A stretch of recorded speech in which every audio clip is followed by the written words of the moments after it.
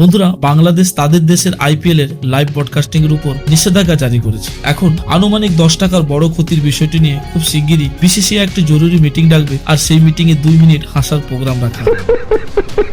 হ্যাঁ বন্ধুরা, ভারতের কপালে এমন দুজন প্রতিবেশী জুটেছে, একজন গোটা দুনিয়া থেকে টাকা কামায় আর অন্যজন শুধু গালাগালি কুড়োয়। বাংলাদেশ আইপিএল 2026 এর ব্রডকাস্টিং বন্ধ করে দিয়ে বুঝিয়ে দিয়েছে, ফাটুক তো ফাটুক, কিন্তু নবাবই কমলে চলবে না। এই সিদ্ধান্তের পর সবচেয়ে বড় ক্ষতি যে বাংলাদেশেরই হবে, সেটা আজকের ভিডিওতে আমরা বুঝে নেব। আর এটাও জানাবো কিভাবে ভারতের বিরুদ্ধে একটা দীর্ঘ ষড়যন্ত্র চলছে, যেখানে আমরা যদি আমাদের শক্তি না দেখাই, তাহলে ইতিহাসও আমাদের কাপুরুষ বলেই ডাকবে। ভারত ও বাংলাদেশের মধ্যে যে টানাপোড়েন চলছে, তার সর্বশেষ ফলাফল হিসেবেই ভারতীয় আইপিএল থেকে বাংলাদেশি খেলোয়াড়দের মুস্তাফিজুর রহমানকে বাদ দেওয়ার পরে বাংলাদেশ সরকার অনির্দিষ্টকালের জন্য এই আইপিএল ব্রডকাস্টিং ব্যান করার সিদ্ধান্ত নিয়েছে। আজ থেকে দেশের আইপিএল সম্প্রচার সম্পূর্ণ বন্ধ। এতে দুই দেশের সম্পর্কের মধ্যে নতুন করে এক সংঘাতের পরিস্থিতি তৈরি হয়েছে। বন্ধুরা, বাংলাদেশ সরকারের তথ্য ও সম্প্রচার মন্ত্রণালয়ের নির্দেশে বলা হয়েছে, আইপিএল 2026 এর সব ম্যাচের টেলিকাস্ট, প্রমোশন এবং কভারেজ পরবর্তী নির্দেশ না আসা পর্যন্ত নিষিদ্ধ থাকবে। এই সিদ্ধান্ত আসে ঠিক তখনই যখন বিসিসিআই এর নির্দেশে কলকাতা নাইট রাইডার্স কোনো অফিসিয়াল কারণ না জানিয়েই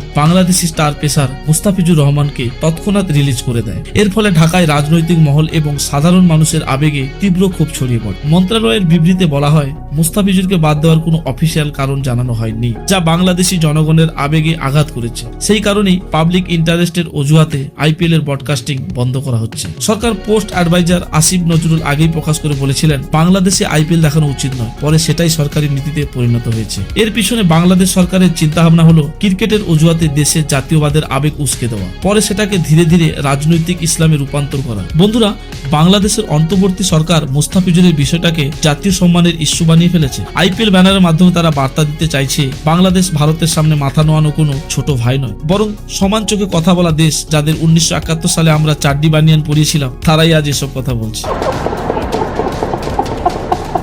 আসলে বাংলাদেশের ভেতরে রাজনৈতিক অস্থিরতা এবং অর্থনৈতিক চাপ, বেকারত্ব এবং ইসলামী উগ্রবাদের বৃদ্ধির মাঝে এই মুহূর্তে বিসিসিআই আইপিএল তাদের জন্য একদম পারফেক্ট টার্গেট। ভারত বিরোধী আবেগকে উস্কে দিয়ে তারা এক ঢিলে 2 পাখি মারছে। একদিকে দেশের আসল সমস্যাগুলো থেকে নজর ঘোরানো, ইসলামিস্টিক গ্রুপ আর হার্ডকোর ন্যাশনালিস্টদের, অন্যদিকে স্টুডেন্ট ইউনিয়ন। ইউনিস সরকার পুরো বিষয়টিকে ন্যাশনাল রেসপেক্টের সঙ্গে জুড়ে দিয়েছে। মুস্তাফিজুর বাংলাদেশে শুধু একজন খেলোয়াড় নন, তিনি 1971 এর পর তৈরি হওয়া নতুন ক্রিকেটের স্বপ্ন, যিনি আইপিএল এর মাধ্যমে টাকা, খ্যাতি আর গ্লোবাল পরিচিতি পেয়েছেন।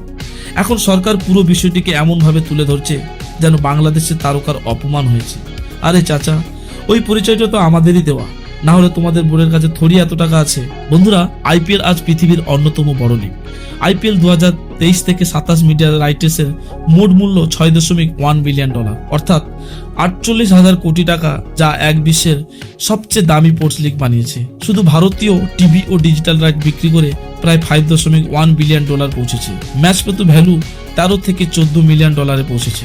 ইন্টারন্যাশনাল প্যাকেজও প্রায় $160 মিলিয়ন বিক্রি হয়েছে, যেখানে বাংলাদেশের মতো প্রতিবেশীর বাজারও রয়েছে। কিন্তু বিসিসিআইয়ের মোট আয়ের তুলনায় বাংলাদেশ মার্কেটের অবদান খুবই সামান্য, বরং বাংলাদেশেরই বেশি ক্ষতি হবে। কারণ আইপিএল ব্রডকাস্টিং থেকে সরকার মোটা অঙ্কের ট্যাক্স, লাইসেন্স ফি আর ইনডাইরেক্ট রেভিনিউ পেত। এখন এই আয় পুরোপুরি বন্ধ। যে দেশে না টাকা আছে, না চাকরি, না আইন শৃঙ্খলা, সেই দেশের মানুষ শুধু নিজেকে ব্যস্ত রাখার জন্য এন্টারটেনমেন্টের দিকেই ছুটে যায়। ক্রিকেট বাংলাদেশের সবচেয়ে বড় এন্টারটেনমেন্ট, সেটাও বন্ধ করে দিয়ে ইউনিস সরকার আসলে যুব সমাজকে আরো উগ্র পথে ঠেলে দিতে চাইছে। বন্ধুরা, পুরো বিষয় নিয়ে আপনার মতামত কি? বাংলাদেশ কি ওভার রিঅ্যাক্ট করছে, নাকি তারা তাদের দেশের দৃষ্টিভঙ্গি থেকে সঠিক সিদ্ধান্ত নিয়েছে?